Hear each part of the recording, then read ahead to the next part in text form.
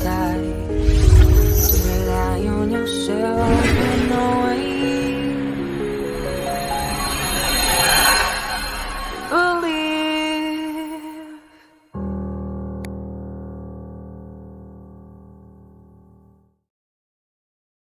Good morning, everybody. Hopefully you had a good weekend. I had a very, very, very, very, very, very, very, very good weekend. I had a couple of friends come out this weekend from Oregon. You've probably seen her in the chat room a couple of times. Lori and her husband came out to help me do some work around the home. Brian came to help me do a sink and in the upstairs bathroom, and we had some really good conversation and good bonding time, and it was really, really good. Got some time to pray together before they left, and it was just a really good, refreshing time. And Lori got to hang out with the wife while she was doing her catering thing for a memorial we had this weekend for my daughter's grandma, and it was just an overall wonderful time, really wonderful time. So I want to thank Lori and Brian for their assistance this weekend, both physically and spiritually. Thank you. I needed that reminder of what's being built here is indeed family, not just what some might think is a following. This isn't a following. This is family now at this point.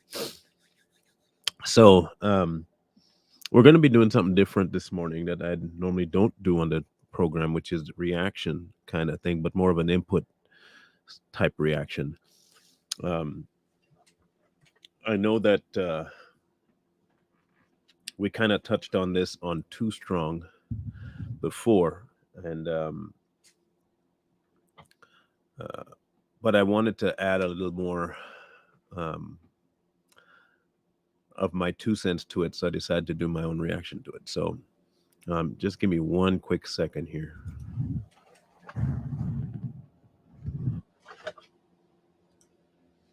Okay. So hopefully this plays right. I cleared my computer as much as possible. I really did try to clear my computer as much as possible. And so I'm hoping that this works out. I don't know which option I want here to see the video in. Let me see if this isn't too bad. I think I'll do this one. I think this option might be better. So we're going to listen to, it won't be the entire video because he kind of gets repetitive in the thought process and in his answers, and so does Joe. So about halfway through it is where things start to get off the rails for Matt, unfortunately. And but I had a couple of other things I wanted to add to it, and so I wanted to do it in real time. Okay, so praise that this goes as smooth as possible. Marriage is a certain thing, which is the context for procreation, for the building of the nuclear family. What about people that get married that don't have kids? Are you opposed to that? What if they get married, they decide, you know what, we don't need kids. I'm going to get fixed. You get your tubes tied. Let's travel the world. Well, what do you mean am I opposed to it? I mean, I think that every married couple should be open to life. But what if they don't want to? Are you opposed to them being married? If marriage is only for procreation and to bond a family together, what about people that are deeply in love that never want to have children? I don't think it's not only procreation, but that is one of the fundamental definitional aspects of it. Of course, there's more to marriage just than that. And what about people that are infertile? They fall in love and they realize that they can't have babies. They don't really necessarily want to adopt. Is that okay for them to be married? Because then you're, by definition, marriage falls into a completely different thing, because then it's a bond of love. It's a union of love. Sure. I mean, that doesn't change the nature of marriage, though. It's a little bit like I say that what's the definition of a woman? Well, a woman is someone who by her nature can conceive children in her womb and bear children. And then the response is always, well, what about women who are infertile? Does that destroy your definition of woman? And it doesn't, because it's still a woman's nature to bear children. Not every woman will, and there will be disease and infertility and old age and all these things that will preclude that, but it's still of her nature to do so. Okay. First off, I think what Matt failed to do, and I think we should all learn from this one point here. We have to learn to establish rights. It is not our place to define marriage. We don't get to define marriage. It is not what I think marriage is. It is not what Joe thinks marriage is. It's not what the government thinks marriage is. We have to understand that man did not institute marriage. God did. You see, when you leave the most fundamental thing out of your discussion, one, you're going to get tied up, and the other person has free reign to create whatever scenario they want, which is exactly what Joe did. You see, Joe could do that because Joe has no baseline. There are no parameters on Joe's description of marriage. It's whatever and whoever wants to can be. That's not marriage. It is a very specific thing created by someone who is very specific. Going into what marriage is for has zero bearing on who created marriage. Because if you can't even decide who created it, how are you going to decide what it's for? You can't even establish a simple baseline for yourself, Matt. And if you can't do that, then there is no other recourse but to start fluctuating between points. And before too long, you're going to start doing the agreeing and partially agreeing, and can't do that. Can't do that. And because he didn't put a baseline down, you will see something start to happen. His viewpoint starts to erode into non sequiturs. It cannot, it's disjointed.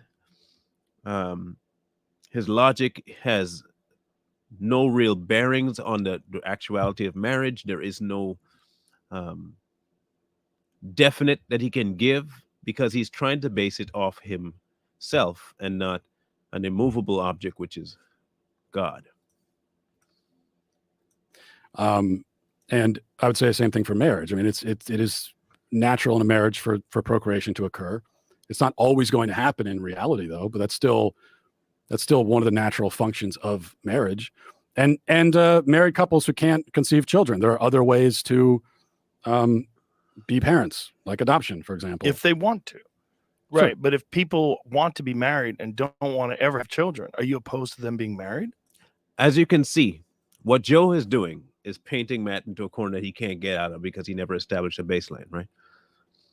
So he is making Matt's point of requiring children as a standard for marriage and taking that and applying issues that could come about because of fertility to negate the necessity of marriage, the way Matt's looking at it. It's a brilliant strategy by Joe, because if you don't have something outside of get pregnant and have babies, like say, marriage was designed by God to be between a man and a woman for his purposes, whatever those purposes are. You will have no room for Joe to put anything in there. Straight up, I don't care what other caveats you put, Joe. God created marriage for his purpose between a man and a woman. That's it. You might think that a union between a man and a woman is marriage, but it's not marriage. It's just a civil union or a union by man's law. But do not call it a marriage, Joe. It's not a marriage. It simply isn't. So then he would probably come back and ask me, so Are you trying to tell me that people who get married and aren't believers aren't married? Not before God, they're not. And who do you think matters, man or God? You can call it what you want, Joe, but it does not make it marriage. It doesn't make it marriage. He may not like the idea, and many may not like the idea, but we're not the ones that created it to make it our idea anyway.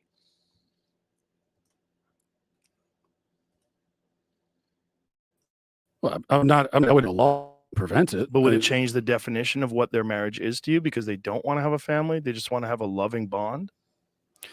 I think this would be a couple that is rejecting one of the fundamental aspects of marriage, and they should be open to life. I would hope that in the future they would be, but isn't that just a personal choice? I mean, you can have a very fulfilling life if you just follow your pursuits and your dreams and your interests, and you find someone that shares those interests with you, and you share time together. It's very fulfilling and loving. Yeah, it's a personal choice, and that I'm not advocating for like a law that says that you if you're married you have to have X number of kids. But then why are you opposed to two gay people doing that? Well, because again, it's not about choice. It's about what this institution, marriage is an institution, and what is it, and what purpose does it serve? And And here's where I tell you, when you don't have a baseline, you screw yourself over. Whether they choose to have children or not is a choice. But it's not a choice if you decide to make it a gay marriage.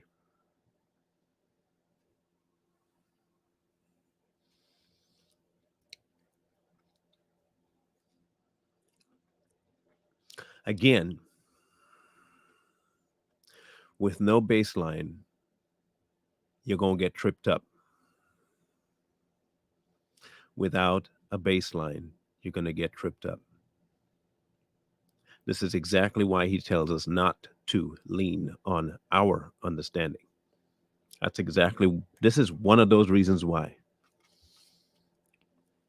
We have a charge. Believers have a charge.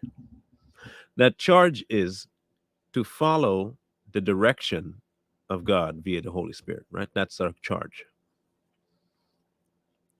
When we start to ascribe man's ideals on God's implementations and creations, we run into one massive problem. One of the two views must take precedent.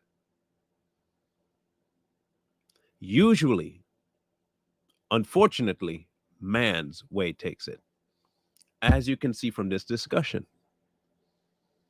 This discussion deteriorates into two men giving their own viewpoints about marriage, and God is nowhere to be found.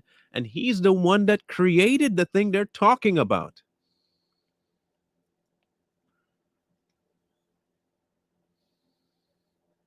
He's the one that created it. The same stupid discussions we'll have about what's a woman and what's a man and all. He did all that. That was him. So to speak about that without talking about God is also insane. You cannot have a true understanding of something if you don't know what the person that created it made it for. You can't. It's like if I were to say, that's a good example here. Okay, so here's a spade bit, okay?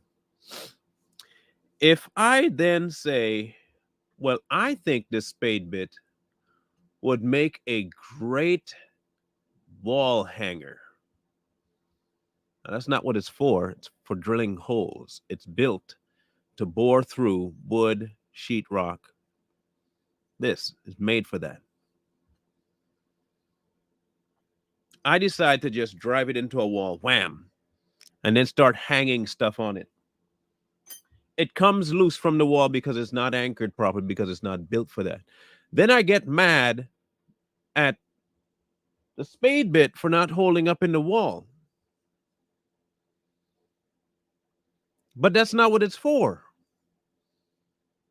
It's for creating a hole in the wall. It's not made to anchor itself in there.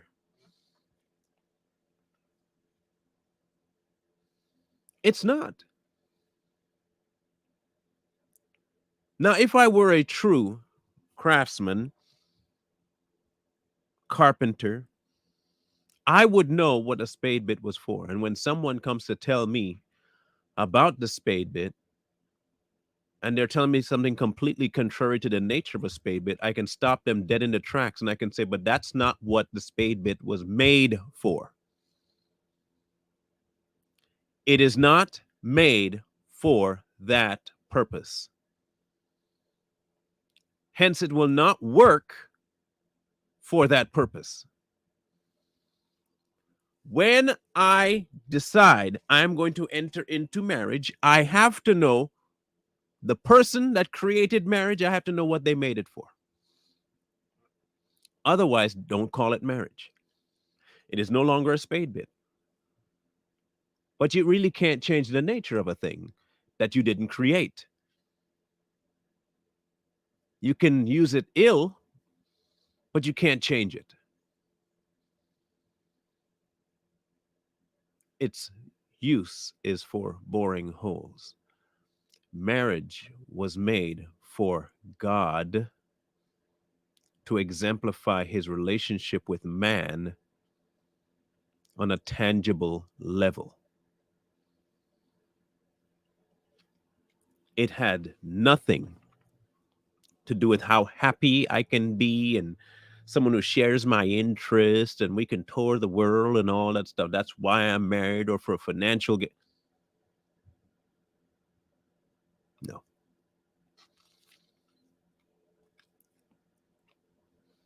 When you don't understand the nature of something, you abuse it. You abuse it. Marriage was created by God out of necessity that he saw. He created the unions. He blesses the unions. And he did so in order to show something about the relational aspect of himself to the church. He did that. Not man, not Joe, not Matt. But neither one of them is mentioning the right thing. I do not agree with tearing down or changing this definition, especially because the people who have changed the definition haven't come up with a new one. So they say, well, that's not what marriage is. So for thousands of years, we said marriage is the procreative union. And then... No, we didn't. For thousands of years, we said it was a procreative union. Who said that? Who said that?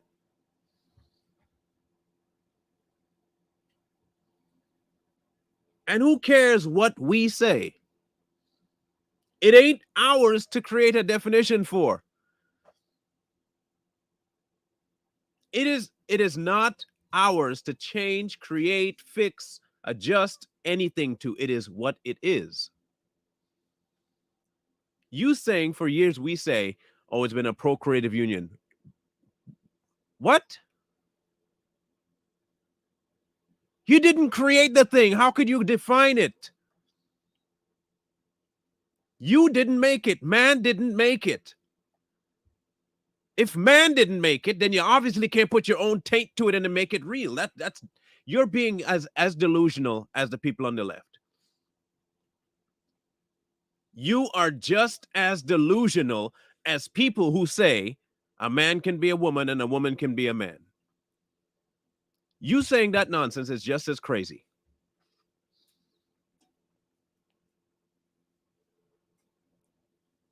It's no different than you going around, Matt, asking people what is a woman when you can't even define what a marriage is. How dumb is that? You want to put other people on the spot by asking them what is a woman. You are put on the spot to define a marriage,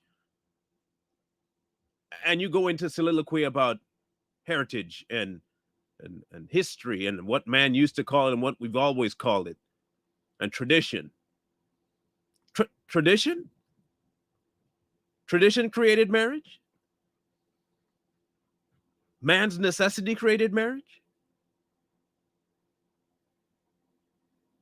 You're just as lost as the crazy people that think a man could be a dog and a cat and a woman can be a chicken. All this, you're just as delusional as them, just on a different scale. You may have your eggs in one basket, yeah, and you may actually know where your eggs are. But you can't pick which basket.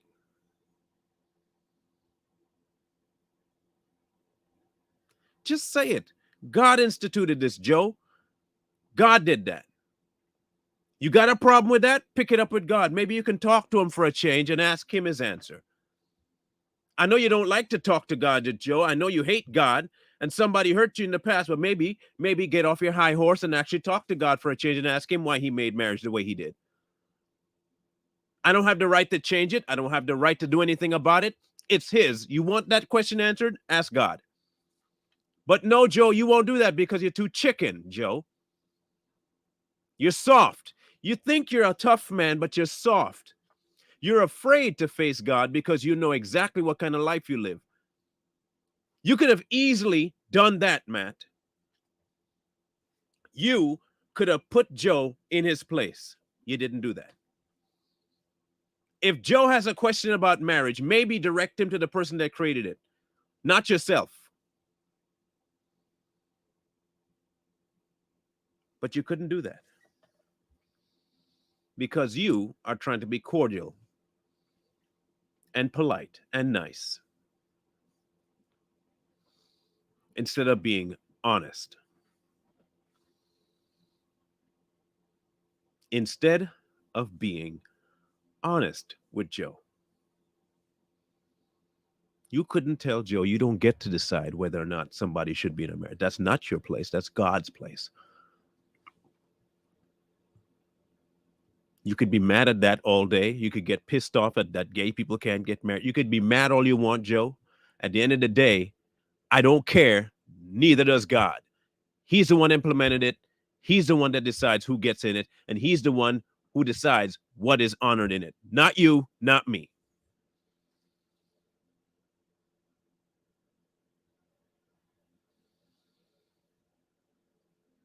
Not you, not me.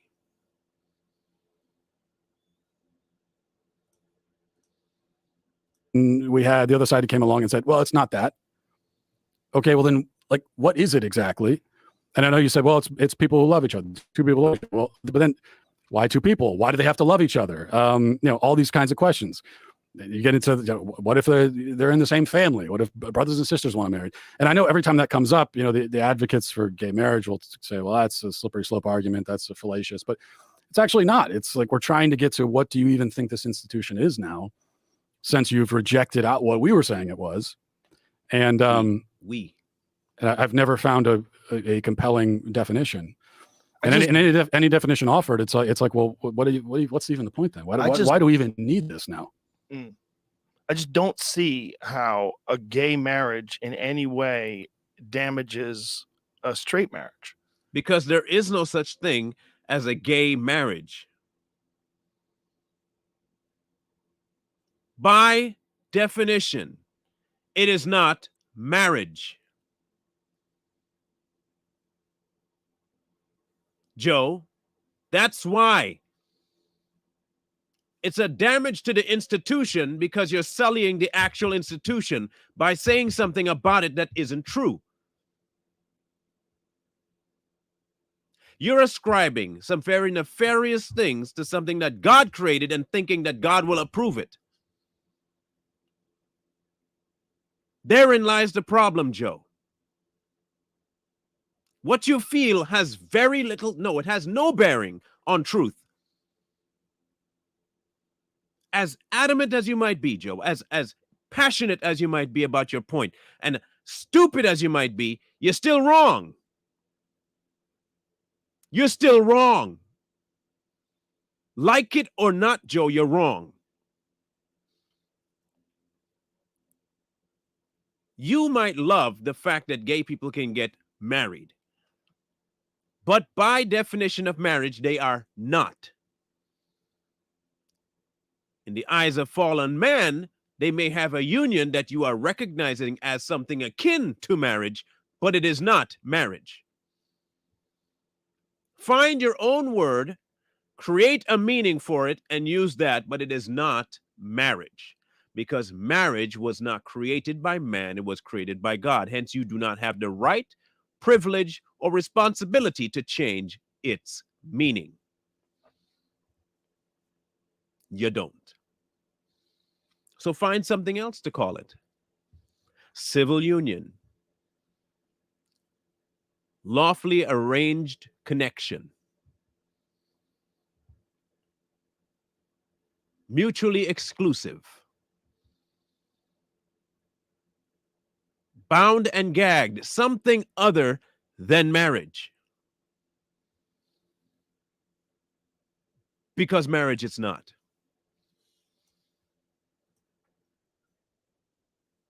To me, it just seems to me that people want to be look, if you wanted to look at logic, especially in our modern society, which is pretty fucked, it's somewhere in the neighborhood 50% of all marriages end in divorce anyway. They don't make it. You know, I don't know if anything would damage marriage and damage the institution of marriage is the option of divorce. I don't think gay people getting married in any way, shape, or form changes a bond that you have with your wife. It's just called marriage. It's a human invented thing. If we decide that gay people can get married too, I just don't see how it damages anything. I don't think it tears down the definition of marriage in any way. It just opens up the possibility that people who are gay won't be discriminated against. Yeah, I don't think that a gay couple existing directly impacts, there's a gay couple and wherever, and I'm with my wife in our house. Like obviously Right. there's not, but I'm not talking about on the individual level. I'm talking about on the societal level. Right. I would agree that divorce, especially this no fault divorce, rampant divorce, I don't think it's as high as 50%. I know that's often quoted. I'm not sure where that comes from, but it is high. It's too high. And Chris Rock has a great joke about that. He said those are just the people with the courage to get out. It's like, how many cowards stay? But it's also true that the advocates for what we call now traditional marriage, which I just call marriage, but the advocates for traditional marriage put themselves at a disadvantage by especially in the churches, like allowing this rampant divorce to occur. And then you've already sort of given up on some marriage is supposed to be monogamous and permanent, as well as procreative. Well, you've given up monogamy and permanence, and so now it's not. That's two of the three legs gone, and so now this assault was waged on the procreative part of it, and it was difficult to back that as up. well as procreative. Well, you've given up monogamy by especially in the churches, like allowing this rampant divorce to occur, and then you've already sort of given up on some marriage is supposed to be monogamous and permanent, as well as procreative. Well, you've given up monogamy and permanence, and so now it's not. That's two of the three legs gone, and so now this assault was waged on the procreative part of it, and it was difficult to withstand it because monogamous, permanent, and procreative. Those are his three legs that he says marriage is built on: monogamy, permanence, and procreation.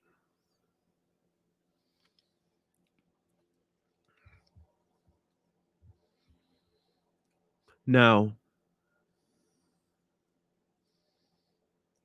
whether you consider yourself a Christian, Catholic, Protestant, what, if you say that your head is God,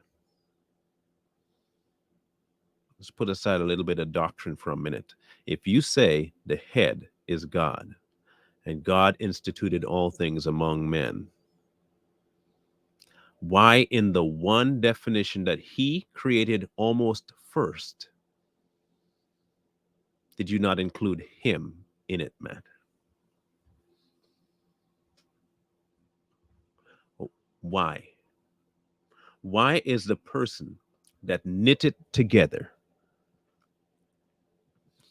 that formulated it, that fashioned it, that thought it up, why is he not all of the legs?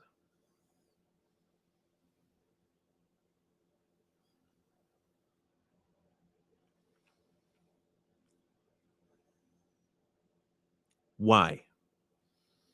Are you afraid? Are you ashamed? Or are you just not convinced? That's what I really believe. I don't think you are convinced that marriage is God made. I think you and Joe think the exact same way. But I think your stance on homosexuality is solid for you. So you don't want that aspect linked to your version of marriage. But you're fine letting Joe do it to marriage, and it's not even your institution. You're both in the wrong because neither one of y'all know what marriage is. Neither one of you. If you can tell me it's built on 3 things and none of them are God, you're a clown. A straight up clown, bro. Look, I get you might be brilliant. Your senses might be all there. Educationally, you might be way more like above me. You might have degrees upon degrees. I'll give you all that. Way more reach, more articulate. But you saying that you are either Catholic or Christian or whatever you call yourself, and you can't even ascribe the ownership of marriage to the owner on a public forum is a problem. It's a problem. That's a major, major problem. So what exactly are you raising your children to know about marriage? Find someone you like?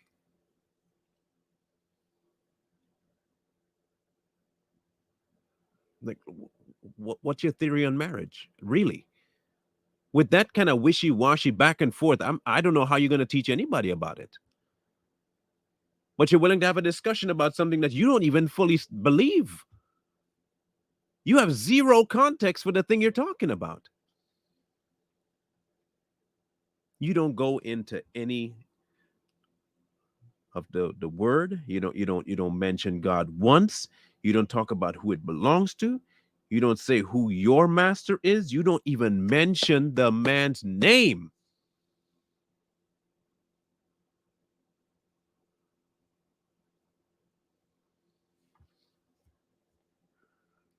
Bruh. I'm gonna let this hit the next break and we'll be done with him. Because the institution had already been weakened. So I agree with you there. But my answer to that is to try to reinforce what marriage is, not to just give up on it entirely. And I still think you're left with this question of, like, if marriage is not what I'm saying it is, then why do we even need it? You're saying it's a man-made institution.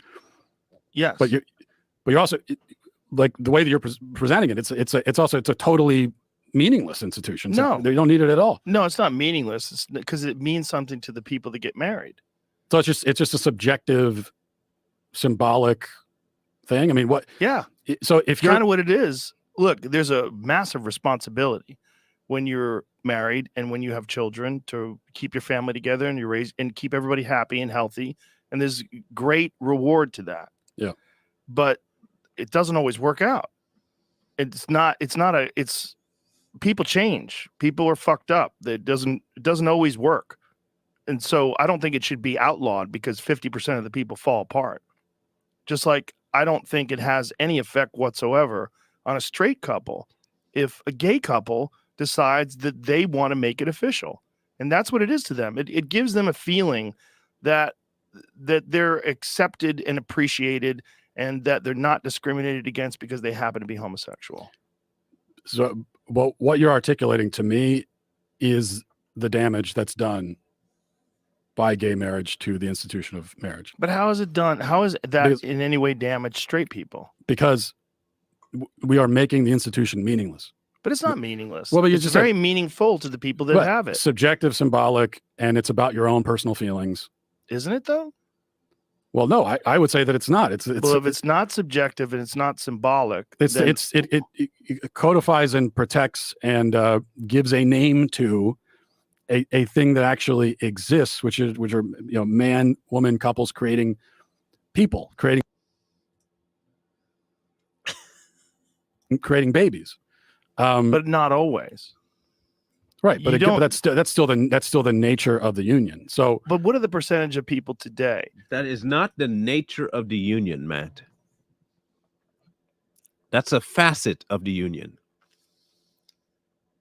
It is not the nature of the union. That's a facet of the union.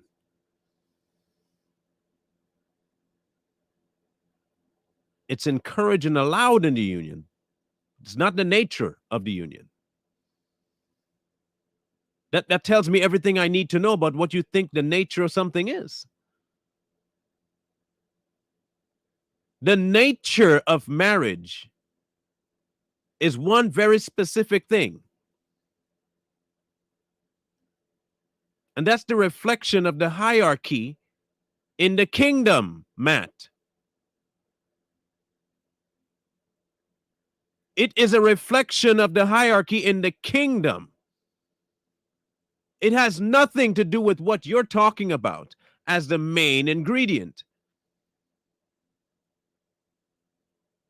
As a result of you being in this marriage before God, you are allowing him to dictate what takes place.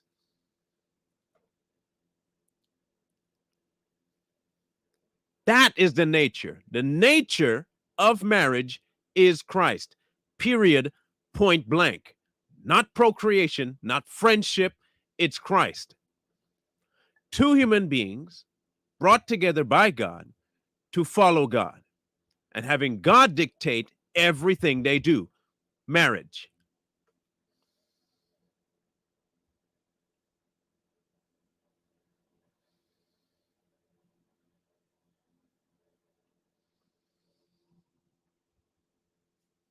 When you base it on something that flaccid, you allow room for people like Joe to make their asinine assumptions, such as, well, they're not procreating, they can't procreate. Why even have a marriage? Why be against people who normally can't procreate?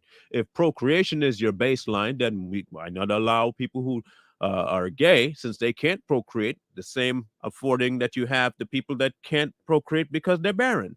It shouldn't, because that's not the criteria for marriage, Joe. Contrary to what Matt says, it's not the basis for marriage.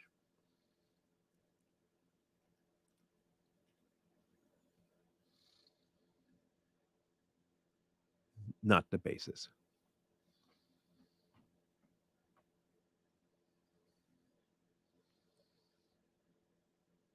There were so many things that were allowed, not approved, allowed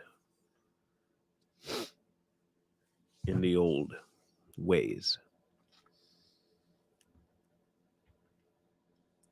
But when you really consider what his goal was, God's goal,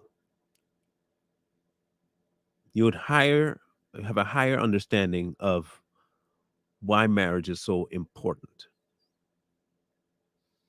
Not just to have, but to preserve. when you realize how important it is because of what it reflects, you'll be more astute about what you call a marriage. You wouldn't just put that title on any random connection.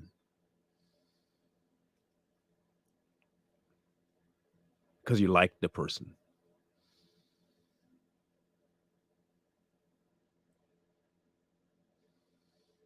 Matt's biggest issue in this exchange is his inability to ascribe ownership to marriage, to the person that created it.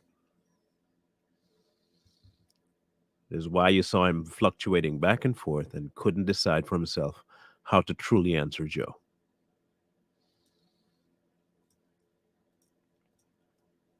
That are married that don't have children. I bet it's pretty high amongst heterosexuals. Probably. Is there something wrong with that? I think there is something wrong with that. I think there is something wrong with, getting married and saying, oh, we're not going to have any kids at all. But why is there something wrong with that? If someone's personal choice, why is it wrong? The two people are like, I am deeply committed to work and I don't want to sacrifice any of my career and I don't want to ruin a kid because I'm constantly I just like Joe's entire selfish life, everything is about I, me, my, what I want, I. You call it a union, but it's I, me, I. Joe Rogan is what I consider disgustingly selfish. One of the most self-centered human beings ever to walk the planet. I, me, what I want. I, me, I, me. I have a fulfilling thing here. I have this. I have a career. I have this. I don't want children getting in the way of that. And if that means killing them, kill them too. I don't care. It's about me. Self-centered, egotistical. That's what you are. Oddly enough, it filters off onto Matt, who may have a piece of it himself. And it's just two egotistical clowns talking to each other. Me, I, me, what I want. I say I, me.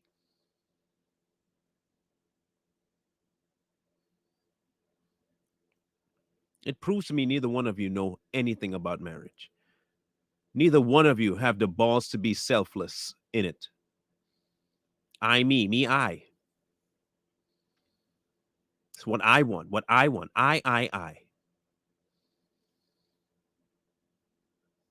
No wonder you don't believe in God, because you're too self-centered. And no wonder Matt can't talk about God, because he's too self-centered.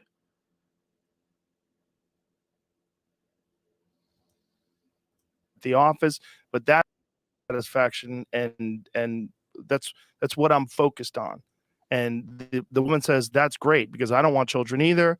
I really am attached to my interests and my career and what I like to do. That's not damaging your relationship with your wife and your family. I certainly don't think of it as a threat to my marriage or my family. Yeah, it is a personal choice. Right, but shouldn't people be allowed to make those personal choices? Like, isn't that a fundamental aspect of what it means to be American, to have that freedom? Well, right, yeah, but right now we're not talking about what people are allowed to do. I'm not saying we're talking about marriage, gay marriage. Okay, we were just discussing straight couples who choose not to have kids. That's also a personal freedom issue, isn't it? Yeah, but and I'm not saying that straight couples should be legally required to have kids. But I if you're asking me, do I think it's the right choice to just get married and choose not to have kids ever? I do not think that that's the right choice. It's their choice, but people can make choices that are wrong. And you can disagree. How is it wrong if they have a fulfilling and wonderful life together with that choice?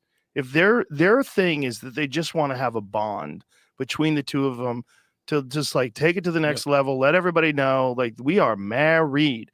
If I die, my money's going to go to Helen. There you go. You don't care about the actual premise of marriage. You care about the legality of marriage. You care about the man-made portion that's legal in marriage. You want to be able to say, I am married to this person, and when I die, my money goes there. The things I have, they can be in their name too. It's all about the legality in man's eyes with these two. I don't want to tell people they have to have kids. I don't want to legally tell them that. They're both stuck on something about marriage that isn't about marriage.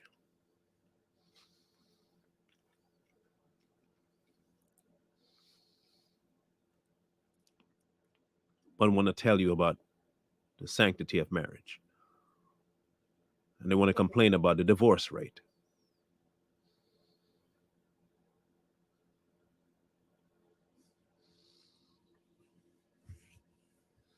You know, I'm going to end it right there. I'm not going to finish watching the rest of that nonsense. They keep going in circles.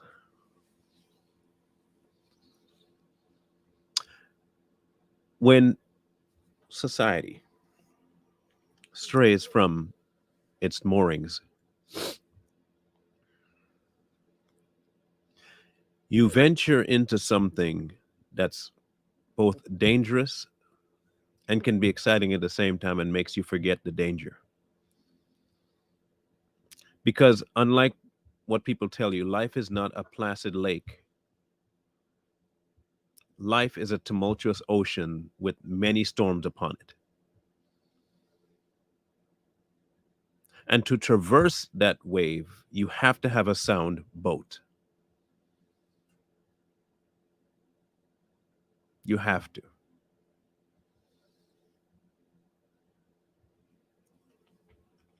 Many of us traverse this life and we wreck. Some of us have a captain that guides us to shore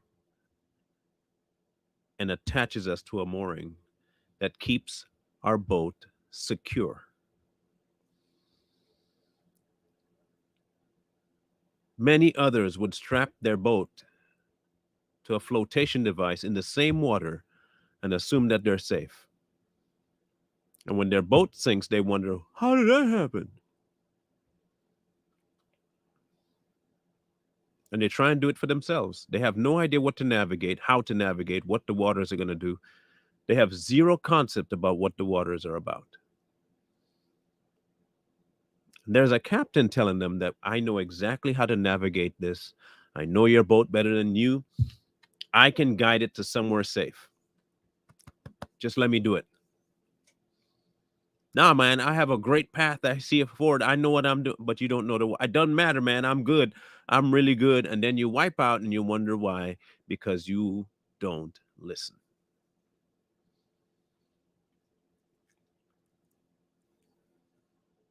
They're arguing about a union that they never created, a union that is contrary to everything they just spoke about. But they somehow believe that it works.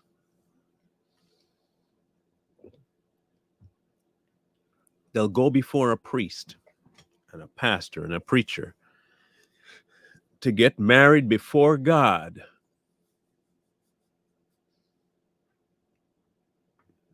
To ask his blessing on his union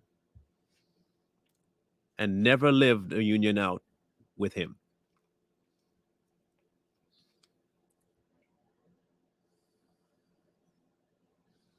Doesn't make sense to me. That will never make sense to me.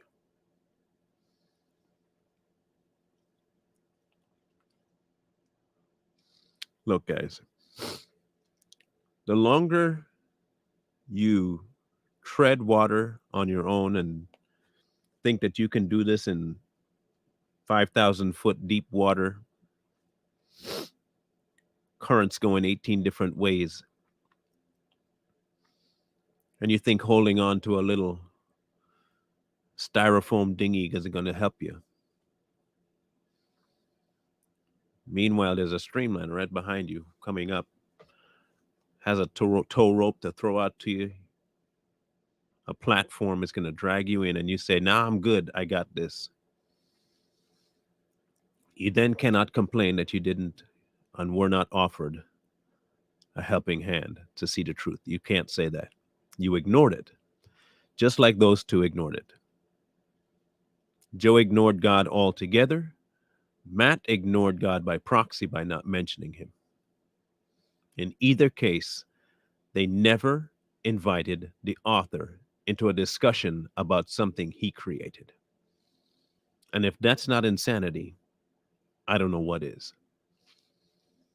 I don't know what is. If you can talk about something that you know nothing about without the person that knows everything about it, you're dumb.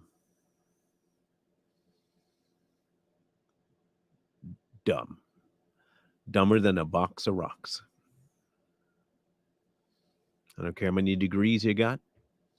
I don't care how famous you are, how popular your podcast is. You're dumb.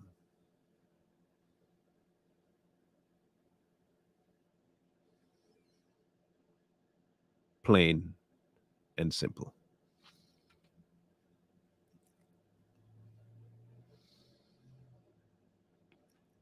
If you guys want to know what life is like and should be, the author has the answer, and he's willingly handing it out to you. He's waiting for you to grab a hold of it. So grab a hold of it.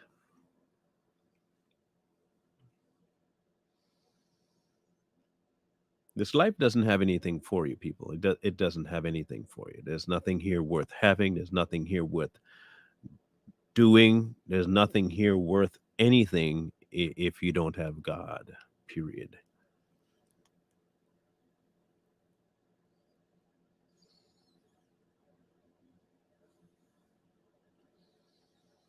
Really that simple. But you have the choice to decide it. Your choice to pick or don't pick. Follow or don't follow. Believe or don't believe. That's all on you. Just understand this. What you decide today, and if you die tomorrow with that decision, there is no anger for you to have over the dumb decision you make. The same way you had the energy to pick it, keep that same energy throughout if you really believe what you believe. But everybody knows you don't believe it.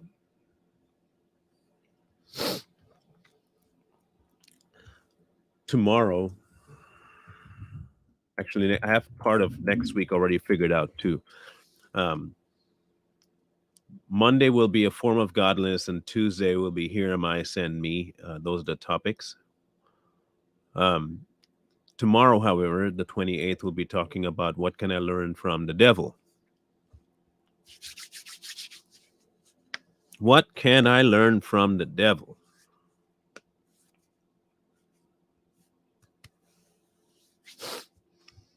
And if you're wondering if there's anything, yes, there is. There's tons of stuff you can learn from him. A whole slew of things you can learn from him. And all very good things you can learn. So we're going to do a case study on Satan himself and see how many things he can teach us. Y'all might say that's dangerous. Not really. Not really. We'll talk more about that tomorrow. Scrolling at the bottom, your options are there again, as we've spoken about. This is not a plea. This is a statement of whatever he is telling you. I'm not saying to do anything. I'm saying if you're inclined, talk to him first. Then let him decide for you. That's all I'm saying. And then my mailing address to my P.O. box. If there is anything you need to send. I just recently got a book I need to go over. Pretty thick book for natural health stuff. Thank you for sending me that. I'll be taking a look at that, but only on weekends. I don't have time in the week to be doing that kind of heavy reading. So if you guys have anything to send, letters, questions, concerns that you don't want to send via email, you can send to the P.O. box down below there. today the Savage Patriots will be back on. We'll be discussing the Willie Lynch letters part 2. And then we'll be back as well with Too Strong and the mix. Before I dip out, pay some attention to this commercial real quick. Hey you, would you like Too Strong to promote your product or your social media platform? We have over 200,000 subscribers and followers combined. We'll promote your product or channel in the beginning of our live show. You can also provide us a link and we'll put it in our comment section forever. Get started today. All you have to do is email us at toostrongpodcast@gmail.com. Any and all promotions are subject to approval by Fair Media.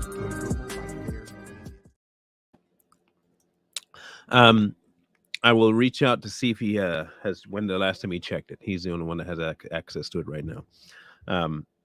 Corey, I mean. So I'll reach out.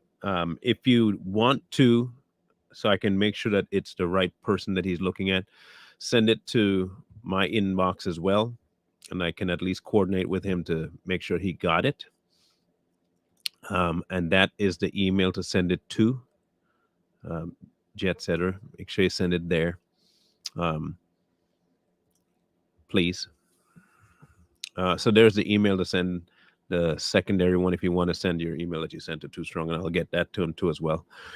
Because as open as our inbox is, sometimes it filters to the wrong location, junk mail and all that stuff. So, and between editing and all that stuff that he has going on, it's quite a bit to rummage through. So don't take it too personal if we don't get back to you efficiently on time. We've been getting a flood of them. And with between what he's doing and what I'm doing, it's kind of okay. But if you send it to 2 different locations and it's something vital that you want to talk about, at least we'll get a double hit and we'll understand and be able to see and get to it right away. So just so you know. Love you guys. Mean it. We'll see you guys at 6:30 for the Savage Patriots today. Wisdom calls to you from the streets. But please, please, please find wisdom. Peace. Hold tight the dreams, for if dreams die.